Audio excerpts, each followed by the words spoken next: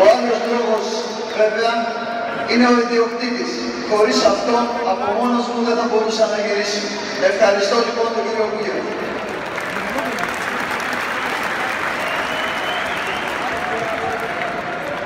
Τώρα όσον αφορά για τη σημερινή ημέρα έγινε το αυτονόητο. Η Λάρισα γύρισε στη Super League. Όμως, ο στόχος είναι ότι η ομάδα εδώ που ήρθε θα πρέπει να ξαναπρωταγωνιστήσει. Άρα λοιπόν, από αύριο το πρωί ξεκινάει η δουλειά για να πρωταγωνιστήσει η ΑΕΛ στη Super League. Σας ευχαριστώ από την καρδιά μου.